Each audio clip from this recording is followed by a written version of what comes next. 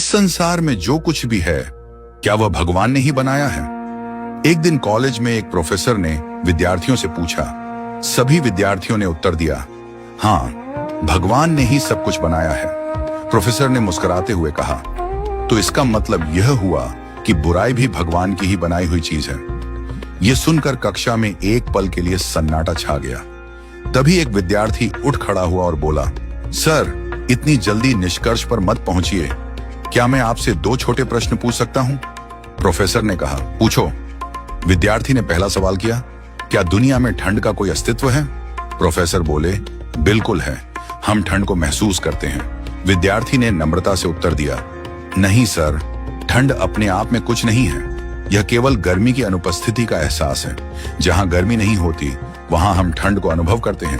यानी ठंड का कोई स्वतंत्र अस्तित्व नहीं है।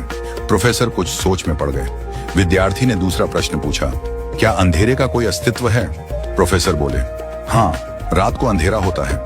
विद्यार्थी ने मुस्कुराते हुए कहा, नहीं सर, अंधेरा भी कुछ नहीं होता।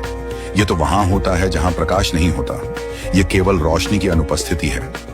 दरअसल हम फिजिक्स में प्रकाश और ताप को पढ़ते हैं, लेकिन कभी अंधकार और ठंड को विषय के रूप में नहीं पढ़ते, क्योंकि वे सिर्फ किसी सकारात्मक तत्व की कमी है। उसने आगे कहा, ठीक इसी तरह भगवान ने संसार में केवल अच्छाई, प्रेम, करुणा और विश्वास को बनाया है। बुराई नाम की कोई चीज ईश्वर ने नहीं बनाई। बुराई तो केवल अच्छाई के अभाव का नाम है। जब हम अच्छाई, प्रेम और ईश्वर में विश्वास छोड़ देते हैं, तब हमें बुराई दिखाई देती है। यदि हम हर अवसर पर प्रेम, सद्भाव और भलाई फैलाते रहें, तो बुराई का कोई स्थान नहीं बचेगा। यह हम पर निर्भर करता है कि हम अंधेरे की शिकायत करें या दीपक जलाएं।